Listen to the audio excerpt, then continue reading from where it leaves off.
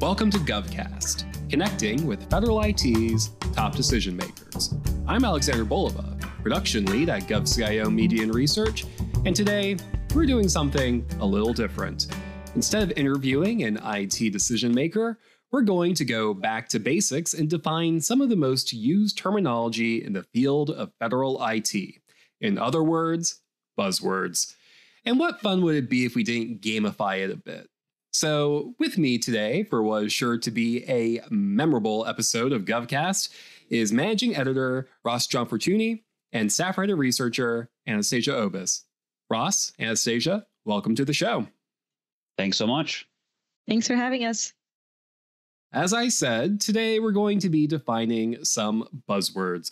But of course, it's not going to be as simple as going down a list. I put together an ABCs of Fed IT with one term per letter. I will be randomly selecting a letter from my trusty Boston Red Sox hat. I'm shaking it for the microphone if you can hear. And the hosts will have to define the buzzword within 30 seconds. If they don't, honestly, there are no consequences, but a little hurt pride is always a good incentive. We may not make it through every letter today, but we are going to try our darndest. Before we get started, do we have any questions? Nope. No, sir. All right. Let's start with Ross. I am shaking the hat. Your first one is... This would have been a good one for last, but we're kicking it off with why is for why does it matter? In other words, why do we care about federal IT? You have 30 seconds. There's a million reasons to say that why we care about federal IT. I don't know if there's a right or a wrong answer here. I think obviously the people that listen to this podcast, it is their livelihood, it is their mission, it is the ways by which they bring forward government services into citizens' lives, other partners' lives, and generally the way that things are kept secure and moving within the government. I think broadly, I'm in reruns a little bit here when it comes to GovCast and our podcast network to say that everything is the computer now. And it's important to remember that 20 years ago, this was all very niche, and it very much isn't anymore. So it really does matter in every facet of life. Nowhere has that been more evident than the last 3.5 years when things went largely remote, and the ways that people interacted with government services on the customer side, the citizen side, became more and more computer based. But, between everyone's contractors, partnerships, academia, levels of government, IT is at the center of it all. That was a great explanation, but unfortunately, that was about 90 seconds. So you are being docked 90 points. Up next is Anastasia. Anastasia, your letter is M for modernization. Yeah. Modernization, it's basically using technology to change how an organization operates in order to compete in this digital age. Short and to the point. Nicely done, Anastasia. That is plus 30 points. Ross, you have a chance to get out of the negative. Can you provide an example that illustrates what Anastasia just said? Modernization is sort of the Gordian knot of many agencies, but nowhere is that more evident than the Veterans Affairs Department. That has been a problem for as long as it's been around, and that the paper to digital records is sort of ground zero for that at the Veterans Affairs Department, because there are so many veterans and so much care, and it's so important. But getting from the 20th to the 21st century and beyond is difficult. So there's a lot of talk of modernization at that agency specifically. Thank you, Ross. Great example. Plus 90 points. You're back at 0. And now you have a chance to swoop ahead again. Your next letter is, how convenient, V for Veterans Affairs. On the IT side of things, the Veterans Affairs Department is sort of infamous for having paper records all throughout its offices throughout the country. It is the largest, of course, healthcare system in the U.S., and it is one for which modernization, IT, and general technology services are both in need of update and really, really on the cutting edge. You have a lot of programs at Veterans Health centers that are partnerships with private industry, but also interesting stuff with 3D printing. I know I've interviewed people there about the kind of futuristic stuff they're doing. So in that way, it really is sort of a picture of the whole of the public service and the federal government, in that there's a lot of stuff that really needs to be updated, but boy, are they really pushing stuff otherwise. Thank you, Ross. That was over 30 seconds, but it was a good explanation. Not as long as the first one, so I'm going to give you 15 points. All right, back to Anastasia. We are drawing your next letter, and it is G for guidance. And what you can tell with that is that I could not find a lot of words to start with G that were relevant. So I want you to give me an example of a recent guidance to federal agencies, probably from like the White House or something like that. We should have done like gamification or something, but guidance. Let's do. We just did an episode with you and Ross on the cybersecurity guidance, or the cybersecurity strategy that came out of the White House, and it's the first one of a kind strategy, and it's going to guide the entire country in how it approaches cybersecurity. Huge guidance, and yeah, very important. All right, great example. Another 30 points to Anastasia. Ross, I'm going to make this a special bonus. If you are able to do this in 15 seconds, you double your points. Your letter is Z for zero trust. All right, I should know this, but I need to get this is the one thing I didn't prepare, so I apologize. Anastasia, this is your chance to steal. Zero trust. Well, zero trust is a cybersecurity approach. And for a long time, we used to have an approach to cybersecurity, which was a perimeter-based security approach. So now zero trust is basically, it assumes that no device should be trusted. Hence, don't trust, always verify. That's zero trust. For the steal, we are going to double your current score. You're now at 90 points, if my math is correct. And if it's wrong, I don't want to hear about it. All right, Ross, we're back to you. We're drawing another letter. This one is N for network security. Network security is pretty much in the name. It is the ways by which IT shops keep bad actors out and verify those who are coming in, and making sure that there are no more intrusions or minimal problems with their network on uptime, on functionality, and again, more than anything else, keeping intruders out. That was so wonderful, and you actually hit the 30 seconds. So I am giving you a special bonus. You are now at 80 points. You're just 10 behind Anastasia. Do the points matter? No. Am I making up as we go? Yes. Am I blatantly stealing from whose lines anyway? 100%. All right, Anastasia, your next letter is B for burnout. And maybe we want to frame that. I think we were talking about burnout in terms of the workforce. So maybe we can talk about a solution for helping avoid workforce burnout. Yeah, how about we throw the automation term in it? That's where organizations are heading right now. They want to automate a lot of tasks so that people can concentrate on what they're good at, and machines can concentrate on what machines are good at. Excellent. That's another 15 points. You're up to 105. Ross, your next one is H for health equity.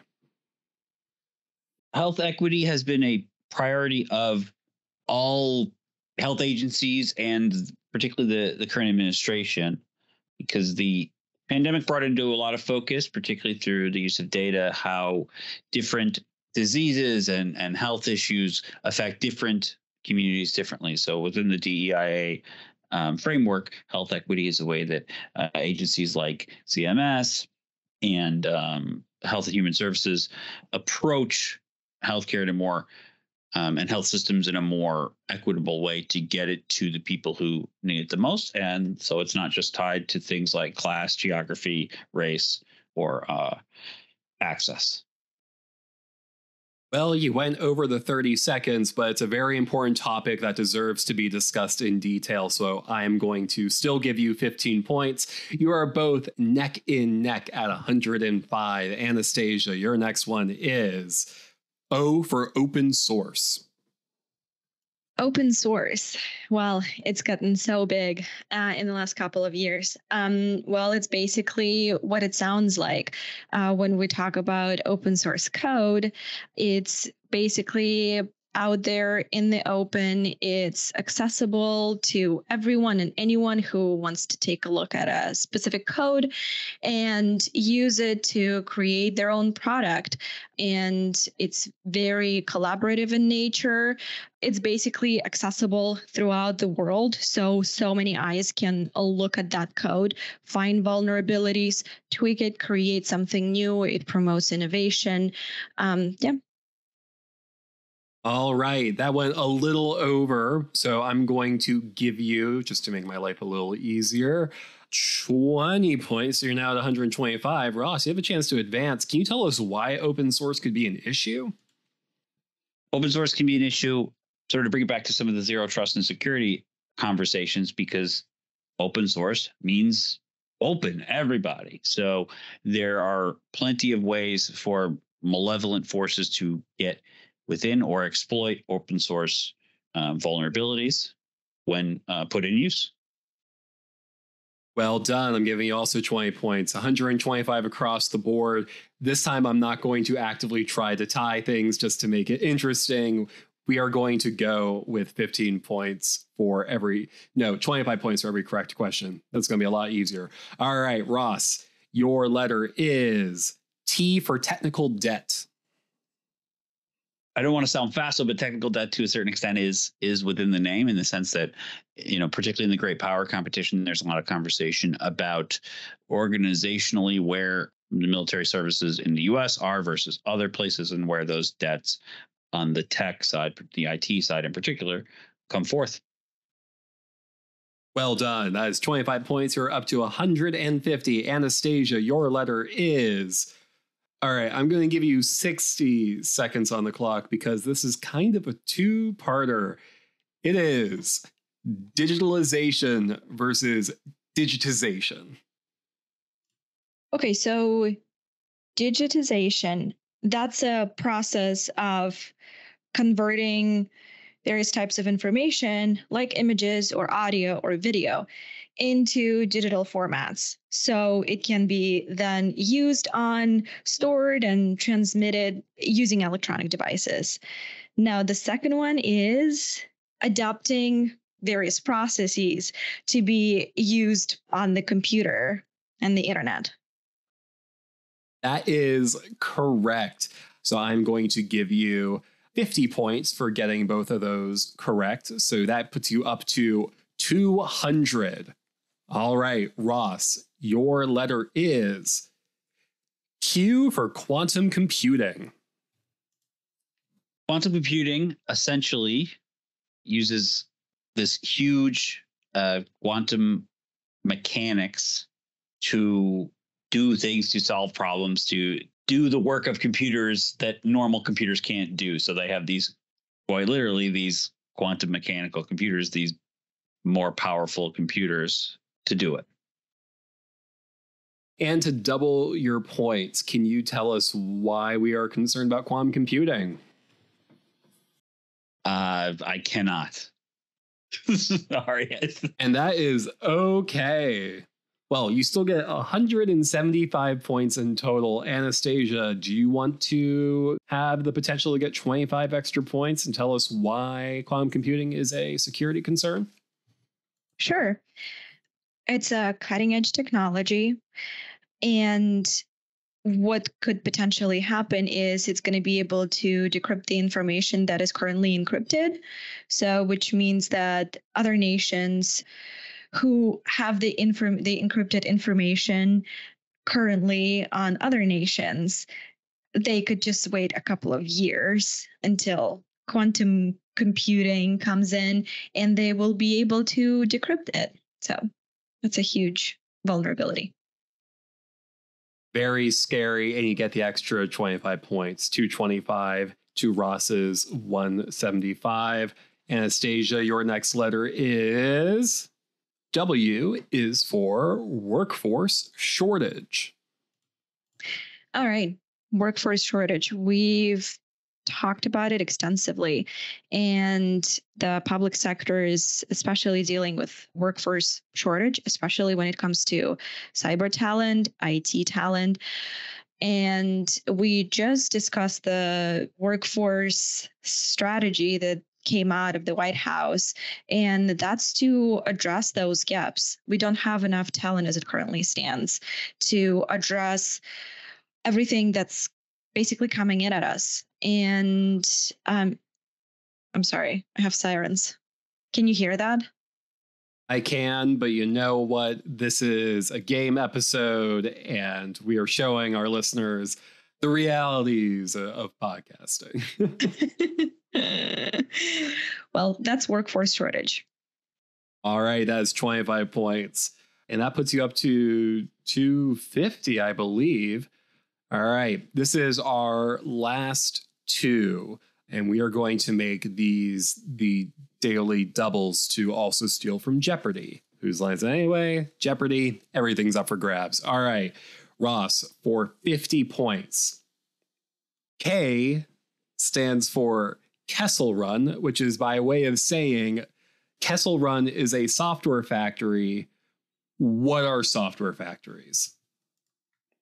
Well, software factories are generally a place or a sort of team, oftentimes in the case of something like Kessel Run, that formalizes and puts together the processes for software development. They're kind of these almost hackathon kind of things where they have a bunch of people, a bunch of different like sort of systems to keep doing fairly specific software goals, I guess I would say. Excellent. That's 50 points. How much did you have? Were you keeping track? Absolutely not. Absolutely not. All right. I think you're at 175, if memory serves me correct. So that puts you up to 225 for 15 extra points. Can you name one other software factory? Not by name. I know Kessel Run, I'm pretty sure is Air Force. I know Army has, I know I've covered the Army once before, but no, I can't do it by name. So I'm really showing my ignorance here. Well, if you just guessed basically anything Star Wars, you would have had like a 50-50 shot, but that puts you at 225. Anastasia, you will win regardless with 250, unless if you can't do this in 30 seconds, I'm going to dock you 25 rather than give you 50. Did I set this up in advance? No, but we're going to go for it just to raise the tension a little bit. So, Anastasia, are you ready? Yes. All right. The last one is, I'm just shaking the Red Sox hat. I is for infrastructure. Oh, can I take it to maybe cloud? Sure. All right. Let's do cloud. So, and I'll quickly define cloud computing. And cloud computing, it's delivering different services like software or networking or storage over the internet. It is on demand. It means that an organization doesn't have to build out an entire infrastructure to support, to provide those services to their employees. In less than 30 seconds, not just defining infrastructure, but cloud as well. I'm giving that quadruple points. You are now at 350. Congratulations, Anastasia. You have won our absolutely insane game of ABCs of Fed IT. How does it feel? This was very stressful. Ross, do you have anything that you want to say? I would absolutely agree. That was very, very stressful. Not knowing the questions beforehand was, that's a lot for me as someone who's doesn't perform well under pressure, as clearly seen here.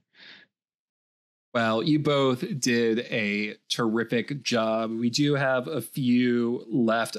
Are you curious what the other ABCs of Fed IT are? Yes. Yes, of course. All right, just reaching in randomly. C is for cloud. Anastasia, you just did that. R is for ransomware. J is for JADC2. E is for ethical AI. We know we had to get AI in there somewhere. P is for phishing. X is for zero trust, the way that my computer will sometimes autocorrect to with an X, which makes absolutely no sense. F is for 5G. A is for automation. S is for shadow IT. U is for user-centered design. And L is for legacy IT. So obviously there are a lot more federal IT buzzwords than that floating out there. So who knows? Maybe we will be playing this game again sometime soon. Although based on the look of fear in both of your eyes, I'm guessing that neither of you will want to participate. But hey, I had fun, and hopefully so did our listeners. But with all of that said, that is all for today's GovCast. Tune in next week for another extra special GovCast. But in the meantime, if you like what you heard, make sure that you are subscribed on the podcast platform of your choice and leave a 5-star rating as well. I'm Alexander Bulova. I'm Ross Gianfortune. And I'm Anastasia Obis. Thank you for listening.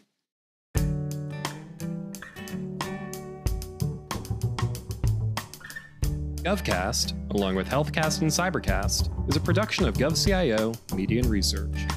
For more podcasts and to check out the other shows, head to govciomedia.com. Watch out for new episodes released every Tuesday and Wednesday across our shows. You can follow all of them on your favorite podcast platform. And if you like what you heard, make sure to let us know by leaving a review. And if you have any topics you think we should look into, contact us at newsletter@govcio.com.